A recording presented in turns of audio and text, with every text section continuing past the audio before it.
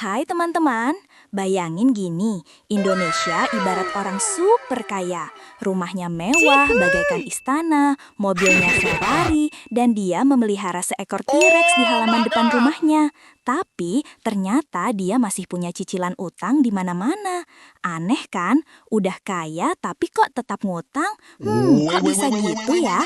Tapi lucunya, bahkan negara paling tajir sekalipun kayak Amerika, Jepan, sampai Jerman, semuanya punya utang raksasa. Terus muncul pertanyaan, kalau negara bisa cetak duit sendiri, kenapa masih repot-repot minjem juga? Emangnya nggak cukup ya? Atau ada rahasia di balik semua itu? Apakah ini semua ulah para alien yang menyamar sebagai elit global? Nah, di video kali ini kita bakal bahas kenapa negara itu kayak nggak bisa hidup tanpa utang, kayak hubungan toksik yang nggak bisa diputus, tapi anehnya tetap dipelihara. Yuk kita mulai pembahasannya. Jadi gini, coba bayangin Afika. Dia punya gaji bulanan, pas banget buat makan siang, beli pulsa, dan kadang masih bisa nabung dikit. Tapi suatu hari laptopnya rusak, terus adiknya sakit, dan minggu depan harus bayar SPP agar tetap bisa lanjut kuliah. Uangnya jelas nggak cukup. Jadi apa yang Afika lakukan? Ya minjem dulu, nanti pas dapat uang lagi baru dia bayar. Negara itu persis kayak Afika. Dari pajak, negara dapat duit, tapi duit pajak itu seringkali nggak cukup buat nutup semua kebutuhan. Bangun sekolah, bikin jalan tol, bikin rumah sakit, semua butuh biaya gede. Dan kalau ada kejadian mendadak kayak pandemi atau krisis, pengeluaran makin melonjak. Kalau harus nunggu pajak terkumpul dulu, bisa-bisa rakyat keburu sengsara. Makanya negara minjem dulu. Nah, ada banyak cara negara ngutang. Salah satunya adalah biasanya lewat obligasi. Bayangin kayak Afika kirim pesan ke temennya. Anita, pinjemin aku duit dong, nanti aku balikin plus traktir boba.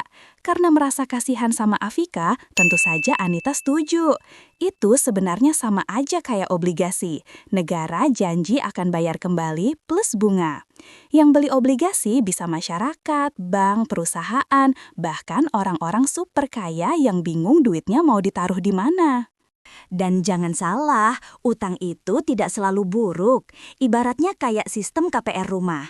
Daripada nunggu 40 tahun nabung baru bisa punya rumah, mending pinjem dulu. Rumah langsung bisa dipakai, manfaatnya langsung kerasa, dan cicilannya dibayar pelan-pelan.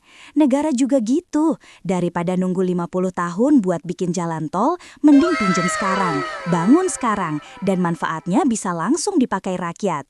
Selain itu, utang juga jadi semacam penyelamat pas keadaan darurat. Contoh, pas pandemi kemarin, banyak orang kehilangan kerja, ekonomi hampir berhenti.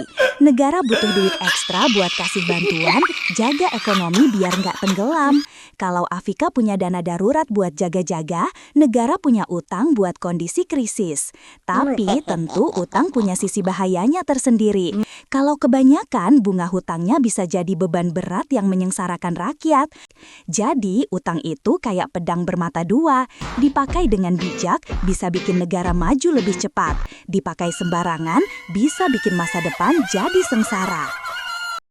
Nah, jadi kesimpulannya, sekarang kita udah tahu kenapa negara nggak bisa hidup tanpa utang.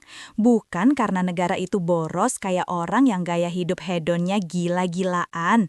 Tapi karena utang itu kayak minyak pelumas buat mesin yang namanya perekonomian.